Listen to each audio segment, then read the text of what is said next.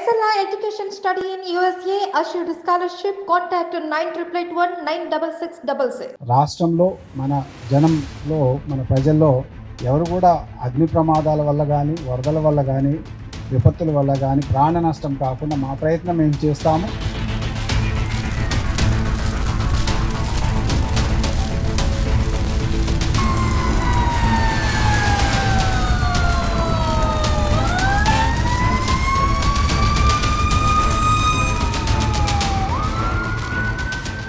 వేదికను అలంకరించిన డైరెక్టర్ లక్ష్మీప్రసాద్ గారు, అడిషనల్ డైరెక్టర్ నారాయణరావు గారు, ఆర్ఎఫ్ఓ సుధాకర్ గారు, ఆర్ఎఫ్ఓ హర్నాథ్ రెడ్డి గారు, ఇక్కడ వచ్చేసినటువంటి వివిధ డిఎఫ్ఓలు, తర్వాత ఏడిఎఫ్ఓలు, ఫైర్ డిపార్ట్మెంట్ సిబ్బంది అందరికీ నమస్కారము.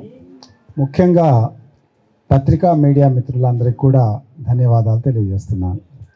ఈరోజు ముఖ్యంగా లాస్ట్ డే నాడు పత్రికా మీడియా మిత్రులకు డెమోస్ పెట్టి, తర్వాత ఈ ఫైర్ డిపార్ట్మెంట్ ఏమేమి చేస్తుంది, మన దగ్గర ఏమేమి ఎక్విప్మెంట్ ఉన్నది, ఫైర్కి సంబంధించినటువంటి ఎక్విప్మెంట్ ఏంది, రెస్క్యూకి సంబంధించిన ఎక్విప్మెంట్ ఏంది, వాటర్ రెస్క్యూకి సంబంధించినటువంటి ఎక్విప్మెంట్ ఏంది అనేది ఎక్స్ప్లెయిన్ చేసిన తర్వాత, హై రైజ్ బిల్డింగ్స్లో ఏమేమి ఫైర్ సిస్టమ్స్ ఉంటాయి మీరందరూ చూసుంటారు. ప్రతి హై రైజ్ బిల్డింగ్లో కూడా వాటర్ పంప్ హౌస్ ఉంటుంది.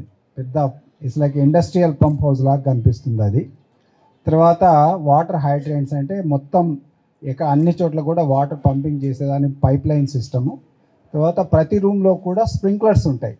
మీరు ఇక్కడ చూస్తే ఈ చిన్న ఫ్లవర్ లాగా కనిపిస్తుంది, అది స్ప్రింక్లర్ అది. సో ఎప్పుడైనా కానీ మంట వచ్చినప్పుడు ఆ స్ప్రింక్లర్లో ఉన్నటువంటి చిన్న బల్బు ఉంటుంది, అది పగిలిపోయి వాటరు స్ప్రెడ్ అవుతుంది. ఇది స్ప్రింక్లర్ లాగా వాటర్ వస్తుందన్నమాట. సో దాంతో మంటలు ఆరిపోతాయి. ఇది కాకుండా ప్రతి బిల్డింగ్లో కూడా స్మోక్ డిటెక్టర్స్ కానీ, హీట్ డిటెక్టర్స్ కానీ, ఫ్లేమ్ డిటెక్టర్స్ కానీ ఇట్లా ఆ ఏరియాని బట్టి ఉంటాయి.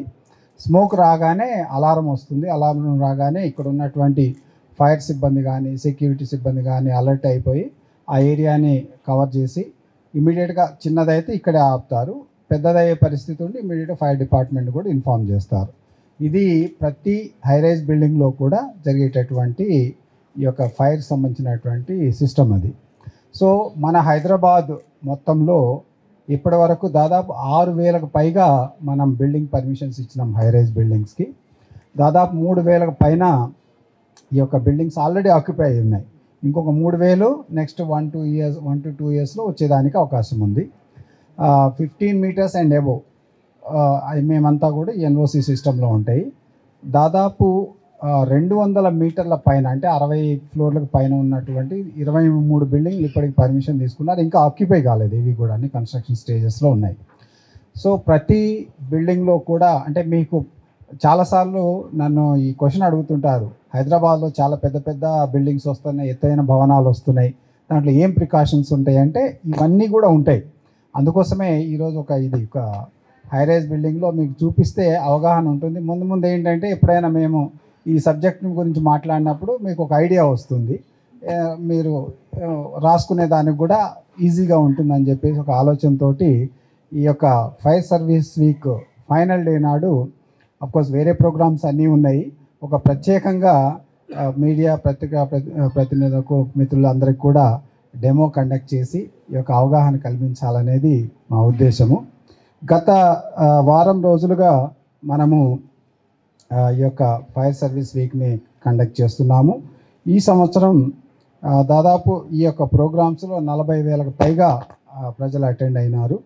తర్వాత 14వ తారీఖు నాడు అమరవీరుల జ్ఞాపకార్థం ఒక ప్రోగ్రాం చేసుకున్నాము. 15వ తారీఖు నాడు ప్రధానమైనటువంటి జంక్షన్స్లో ఈ యొక్క ప్రోగ్రామ్స్ని ఏర్పాటు చేయడం జరిగింది. 16వ తారీఖు నాడు నివాస ప్రదేశాల్లో అగ్ని ప్రమాద నివారణ చర్యల గురించి అవగాహన కల్పించడము. 17వ తారీఖు ఆసుపత్రులలో అగ్నిమాపక చర్యలు ఏ విధంగా ఉంటాయనేది నేర్పించడము. 18వ తారీఖు పరిశ్రమలు, పెట్రోల్ బంకులు, ఎల్పిజి గోడౌన్స్లో ఈ యొక్క నివారణ చర్యలు ఏ విధంగా ఉంటాయనే దాని మీద ప్రోగ్రామ్స్ తీసుకున్నాము. 19వ తారీఖు వ్యాపార భవనాలు, ఫంక్షన్ హాల్స్, విద్యా సంస్థలు, మాల్స్లో అగ్ని ప్రమాదాల్లో తీసుకోవాల్సిన చర్యల మీద అవగాహన కల్పించడము. తర్వాత ఈరోజు డిఫరెంట్ ప్లేసెస్లో క్లోజింగ్ సెరమనీ అని పెట్టుకున్నాము. ఈ యొక్క అవగాహన కార్యక్రమం ఏదైతే ఉందో ఈ వారంలో కాస్త ముమ్మరంగా చేసినా కానీ ప్రతిరోజు కూడా మన ఫైర్ సిబ్బంది ఫైర్ స్టేషన్స్లో ఏ రోజు ఖాళీగా ఉంటుందో ఆ రోజు ప్రతి చోటకు కూడా పోయి ఆ ఏరియాలో ఉన్నటువంటి కమ్యూనిటీస్లో కానీ అవగాహన కల్పించడం జరుగుతుంది. గత సంవత్సరంలో దాదాపు 50,000కు పైగా ప్రోగ్రామ్స్ ఈ విధంగా కండక్ట్ చేసి మనము ప్రజలకి ఫైర్ ప్రికాషన్స్ సంబంధించిన మంటలు రాకుండా ఏ విధంగా ప్రికాషన్స్ తీసుకోవాలనే ఒక అవగాహన కల్పించడం జరిగింది. ఈ సందర్భంగా ముందు కూడా ఈ రాబోయే సంవత్సరంలో కూడా ఇటువంటి కార్యక్రమాలే ఉంటాయి. దాంతోపాటే మనము ఈ యొక్క ఫైర్ డిపార్ట్మెంట్కి సంబంధించి ఎక్విప్మెంట్ని కూడా మనం ప్రొక్యూర్ చేస్తున్నాము. ఇది ఈ యొక్క నెక్స్ట్ 1 to 2 monthsలో దాదాపు 39 ఫైర్ ఇంజన్స్ మనకి డెలివరీ అవుతాయి. దాంతోపాటు 18 మినీ ఫైర్ ఇంజన్స్ కూడా డెలివరీ అవుతాయి. వర్షాకాలం వచ్చే లోపల ఒక 20 బోట్స్, అంటే 10 ఏమో హార్డ్ బాడీ బోట్స్ అంటారు, ఫైబర్ రీఇన్ఫోర్స్డ్ బోట్స్ ఉంటాయి. ఇంకొక 10 మీరు చూసారు ఇంతకుముందు ఇన్ఫ్లేటబుల్ బోట్స్, అవి కూడా వస్తాయి. ప్రతి జిల్లాలో కూడా మనము ఈ యొక్క బోట్స్ని అవైలబుల్ పెట్టి సిబ్బంది అందరికి కూడా మనము ట్రైనింగ్ ఇవ్వడం జరుగుతుంది. సో దట్ వచ్చే వర్షాకాలంలో ఎవరు కూడా వరదల వలన కానీ ఏదైనా ముంపుగా జరిగే పరిస్థితిలో ప్రాణ నష్టం జరగకుండా ముందు జాగ్రత్తలు తీసుకునేదానికి అవకాశం ఉంటుంది. సో దాంతోపాటే ట్రైనింగ్లో కూడా మీరు చూసుంటారు, లాస్ట్ టైం మన ఫస్ట్ డే నాడు వచ్చినప్పుడు ట్రైనింగ్లో ప్రతి ఒక్కరికి కూడా స్విమ్మింగ్ని కంపల్సరీ చేసినాము. అందరూ కూడా స్విమ్మింగ్ నేర్చుకొని వెళ్తారు. ఇంకా లోకల్ ఏరియాకి పోయినప్పుడు అక్కడ ఏ విధంగా ప్రాక్టీస్ చేయాలని వాళ్ళు ప్రాక్టీస్ చేస్తూ ఉంటారు. దాంతోపాటే ముందు కూడా రిఫ్రెషర్ కోర్సెస్ కూడా కండక్ట్ చేయడం జరుగుతుంది. సో ఈ విధంగా ఫైర్ డిపార్ట్మెంట్ అనేది ఫైర్తో పాటు వివిధ రకాలైనటువంటి విపత్తుల నివారణ కోసము అన్ని రకాలుగా ప్రయత్నం చేస్తుంది. దాంతోపాటే బిల్డింగ్ కొలాప్స్ కానీ లేకపోతే లిఫ్ట్లో ఇరుక్కుపోవడం కానీ, డోర్స్ క్లోజ్ అయిపోతాయి, లోపల ఇరుక్కొని పోయి ఉంటారు, డోర్ పగలగొట్టడానికి రకరకాల ఎక్విప్మెంట్ మీరు చూస్తుంటారు. దాంతోపాటే హజ్మత్ అని హజార్డస్ మెటీరియల్స్ని హ్యాండిల్ చేసేదానికి ఒక వెహికల్ చూస్తుంటారు. అందులో ఈ కెమికల్స్ కానీ లేకపోతే గ్యాస్ రిలేటెడ్ ఫైర్స్ ఏమైనా జరిగినప్పుడు దగ్గరగా పోయి అక్కడ ఉన్నటువంటి ఫైర్ ఫైటింగ్ కానీ రెస్క్యూ కానీ ఆపరేషన్స్ చేసేదానికి ఆ యొక్క ఎక్విప్మెంట్ కూడా పనికొస్తుంది. సో ఇది క్లుప్తంగా మన ఫైర్ డిపార్ట్మెంట్ తెలంగాణలో చేసేటటువంటిది. సో ఈ సందర్భంగా మీ అందరికీ కూడా కృతజ్ఞతలు తెలియజేస్తున్నాను. వచ్చి ఓపికగా ఈ యొక్క సిస్టమ్స్ని అన్నీ కూడా గమనించారు. ముందు మీరు మనమందరం కూడా కలిసి పనిచేసి రాష్ట్రంలో మన జనంలో మన ప్రజల్లో ఎవరు కూడా అగ్ని ప్రమాదాల వల్ల కానీ వరదల వల్ల కానీ విపత్తుల వల్ల కానీ ప్రాణ నష్టం కాకుండా మా ప్రయత్నం ఏం చేస్తాము. వాటన్నిటికి కూడా ఏంటంటే జనరల్గా ఈ నాన్ హై రైజ్ బిల్డింగ్స్లో ఫైర్ డిపార్ట్మెంట్ పెద్దగా ఇన్వాల్వ్ కాదు. అయితే ఏంటంటే సిటీకి సంబంధించిన ఫైరింగ్ వాళ్ళందరికీ నోటీసులు ఇచ్చి అంటే సిటీ బయటికి పంపించేదానికి ప్రయత్నం చేస్తున్నారు. మీకు తెలిసి ఇందులో ఏమి ఇబ్బందులు ఉంటాయి అనేది కొంత జరుగుతూ ఉన్నాయి, కానీ ఇట్ టేక్స్ టైం. మీరు అన్నట్లుగా కొంత టైం పడుతుంది అవన్నీ కూడా జరిగే దానికోసం. అది ఆ లెక్క ఇప్పుడు ప్రస్తుతం నా దగ్గర లేదు. బట్ ఆల్రెడీ అప్పుడు మొత్తం సర్వే చేసినప్పుడు మొత్తం అందరికి కూడా నోటీసులు ఇచ్చి మీరు వెకేట్ చేయాలని చెప్పడం జరిగింది. ఆ ప్రయత్నం అయితే జరుగుతూ ఉంది. ఫైర్ జరిగినప్పుడు మనం అక్కడ ఫైర్ ఇంజన్ లేదంటే ఎలా వెళ్తున్నారని చూస్తాం, కానీ ఎంతటి ఎక్విప్మెంట్తో వాళ్ళు లోపలికి వెళ్ళి రెస్క్యూ చేస్తున్నారు అనేది ఇప్పుడు మనం అక్కడ చూసాం. ఇవి ఓవరాల్గా సరిపడే ఉన్నాయా సార్ స్టేట్ వ్యాప్తంగా కూడా? ఇదంతా కూడా అంటే యాజ్ ఆన్ టుడే మనకి సిటీలో కానీ బయట జరిగితే సరిపడా ఉన్నది. అయితే ఈ ఎక్విప్మెంట్ అదే ఉండదు, అది ఎప్పుడు వాటి ఎక్స్పైరీ టైం అవుతుంది, ఎప్పుడు కూడా రీప్లేస్ చేస్తూ ఉంటాము. తర్వాత మనం రూరల్ స్టేషన్స్లో కొన్ని అవసరం ఉండదు. సో ఏ స్టేషన్కి ఏమేమి అవసరం పడితే అవన్నీ కూడా మనం సమకూర్చున్నాము. ముందు కూడా అడిషనల్గా ఏది పాతది ఎక్విప్మెంట్ పాతది కొద్ది తీసేస్తూ కొత్తది మనము ప్రొక్యూర్ చేస్తూ ఉంటాం. సరే, ఈ అగ్ని ప్రమాదాలు జరిగినప్పుడే కేవలం హడావుడి చేస్తున్నారు అగ్నిమాపక సిబ్బంది, అగ్నిమాపక అధికారులు. కానీ తర్వాత యథావిధిగా అంటే ఎక్కడ వేసిన గొంగడు అక్కడే ఉంటారని కొన్ని విమర్శలు కూడా వస్తున్నాయి. సికింద్రాబాద్లో జరిగినటువంటి అనేక సంఘటనలు చూసాం, మనం ప్రాణాలు కోల్పోయినటువంటి సంఘటనలు కూడా చూసాం. కానీ ఇంకా ఎందుకు ఇంతగానం ఇట్లా చేస్తుంటే మీరు ఎందుకు ఇన్స్పెక్షన్ చేయడంలో లోపం ఏర్పడుతుంది? సరైనటువంటి ఇన్స్పెక్షన్ ఎందుకు చేయడం లేదు? సో మీరు గమనిస్తే నేను ఇంతకుముందు చెప్పాను, ఈ సంవత్సరము 50,000 ప్రోగ్రామ్స్, 50,000 మనుషులు కాదు, 50,000 ప్రోగ్రామ్స్ కండక్ట్ చేసి అందరికీ కూడా ఫైర్ సంబంధించినటువంటి అవగాహన కల్పించడం జరిగింది. 50,000 ప్రోగ్రాము మాకున్నటువంటి 1,400 మంది సిబ్బంది 130 ఫైర్ స్టేషన్లలో లెక్కేస్తే నేను అనుకోవడం పెద్ద నంబరే. సో ఖాళీగా ఉన్నప్పుడు ఫైర్ సిబ్బందికి ఖాళీగా కూర్చుంటారనేది కరెక్ట్ కాదు. అది తర్వాత మీరు ఇంతకుముందు ఒక ప్రెస్ నోట్లో కూడా మనం చెప్పడం జరిగింది. గత జనవరి, ఫిబ్రవరి, మార్చి 3 మంత్స్లోనే మన సిటీలో ఉన్నటువంటి అన్ని హై రైజ్ బిల్డింగ్స్ ఆక్యుపై చేసినటువంటి 3,000 బిల్డింగ్స్ కూడా ఇన్స్పెక్షన్ చేసినాం. 86 బిల్డింగ్లకి నోటీసులు ఇచ్చి రెక్టిఫై చేసుకోమని చెప్పినాం. సిమిలర్లీ ప్రతి హాస్పిటల్ని కూడా మనం ఇన్స్పెక్షన్ చేసినాము. సిమిలర్లీ ప్రతి మాల్ అండ్ మల్టీప్లెక్స్ తర్వాత సినిమా హాల్స్ని కూడా ఇన్స్పెక్షన్ చేయడం జరిగింది. సో మనం ఖాళీగా కూర్చోవడం అనేది లేదు. అయితే ఏమవుతుందంటే హైదరాబాద్ సిటీలోనే చూస్తే మీరు దాదాపు 25 లక్షల బిల్డింగ్స్ ఉన్నాయి. 25 లక్షల బిల్డింగ్స్ మనకున్నటువంటి 29 ఫైర్ స్టేషన్స్ అందరూ ఇన్స్పెక్ట్ చేస్తే సంవత్సరానికి నేను అనుకోవడం ఒక 10 సంవత్సరాలు పడుతుంది ఇన్స్పెక్ట్ చేయడానికి, ప్రతి బిల్డింగ్ ఒక బిల్డింగ్ దగ్గరకు మళ్ళీ పోవడానికి. సో అందువల్ల మీ ద్వారా మా రిక్వెస్ట్ ఏంటంటే ప్రజలు ఈ యొక్క ఫైర్కి సంబంధించినటువంటి ప్రివెంటివ్ మెజర్స్ వాటిని వారికై వారు తీసుకోవాల్సి ఉంటుంది. అది నేషనల్ బిల్డింగ్ కోడ్లో ఏమేమి బిల్డింగ్కి ఏ type of fire preventive measures ఉంటాయి అనేది క్లియర్గా రాసున్నది. ఏదైతే బిల్డింగ్ డిజైన్ చేసేటప్పుడు చాలా అందంగా చేస్తారు. అందంగా చేయడంతో పాటు ఫైర్ గురించి, సేఫ్టీ గురించి కూడా ఆలోచన చేసి ఆ సిస్టమ్స్ కూడా పెట్టుకుంటే దెన్ ఈ యొక్క ఇబ్బందులు వచ్చేదానికి అవకాశం తగ్గుతూ ఉంటుంది. సో మీ ద్వారా నా రిక్వెస్ట్ ఏంటంటే బిల్డింగ్ని అందంగా చేయటమే కాదు, అందంగా కట్టడమే కాదు, అందరూ చూసే విధంగా కట్టడమే కాదు, అందరూ సేఫ్గా ఉండే విధంగా కూడా కట్టమని చెప్పేసి నేను కోరుతున్నాను. ఇంత కష్టపడి ఫైర్ డిపార్ట్మెంటు మంటలు నార్పే క్రమంలో ఇంత కష్టపడుతుంటే కింది స్థాయిలో ఉన్నటువంటి ఆఫీసర్స్ చాలా కష్టపడుతుంటారు. వారికి ఫైర్ డిపార్ట్మెంట్లో ఎటువంటి ప్రోత్సాహాలు మీ నుండి ఎటువంటి ప్రోత్సాహం ఉంటుంది? అంటే యాజ్ ఆఫ్ నౌ స్పెసిఫిక్గా అంటే ఈ అవార్డ్స్ రివార్డ్స్ అనే అదైతే ఉన్నది మనకి. ఏది మన ఏమంటారు సేవా పథకాలు ఉన్నాయి. మీరు గత జనవరి 26కు చూస్తే 5 ఫైర్ సిబ్బందికి ముఖ్యమంత్రి శౌర్య పథకాలు వచ్చినాయి. అదే టైంలో పోలీస్కి ఒక్కడికే వచ్చినది. ఓకే, సో నేను వాళ్ళని కంపేర్ చేయటం లేదు. అంత వీరోచితంగా ఆ ఫైర్ సిచ్యువేషన్లో ప్రాణాలొడ్డి ప్రజల్ని కాపాడేదానికి ప్రయత్నం చేశారు.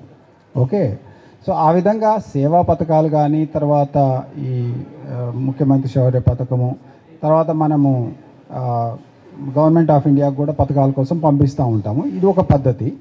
సో దాంతోపాటే మనం డిపార్ట్మెంట్లో రికగ్నిషన్ ఏందనేది కూడా అది కూడా చేయటం జరుగుతుంది. మిగతా ఇది ఇన్సూరెన్స్ ఇట్లాంటికి సంబంధించినటువంటి ఇష్యూస్లో మేము కొంత ప్రైవేట్ ఏజెన్సీస్ తోటి, ఇది ఈ బ్యాంకింగ్ తోటి, తర్వాత ఇన్సూరెన్స్ వాళ్ళతోటి కూడా మాట్లాడి, సో ఇన్ కేస్ నష్టం జరిగితే ఏ విధంగా మనం వాళ్ళకి ఆపదలోంచి అంటే కష్టకాలం నుంచి బయట వేయొచ్చు అనే దాని మీద మా ప్రయత్నం మేము చేస్తున్నాం. సో దాంతోపాటే ముఖ్యమంత్రి గారు కూడా లాస్ట్ టైం మా బిల్డింగ్ కన్స్ట్రక్షన్ టైంలో ఇది చనిపోతే పోలీస్ డిపార్ట్మెంట్లో ఒక ఫెసిలిటీస్ ఇచ్చారు. చనిపోవడం కానీ ఇంజురీస్ అయితే అవన్నీ కూడా ఫైర్ డిపార్ట్మెంట్కి ఇస్తామని చెప్పారు. అది ప్రాసెస్ నడుస్తూ ఉంది. ఇప్పుడు ఎలక్షన్ టైం కాబట్టి కొంచెం టైం పడుతుంది. ఎలక్షన్స్ అయిన తర్వాత అవన్నీ కూడా ప్రాసెస్లు కూడా అయిపోతాయి.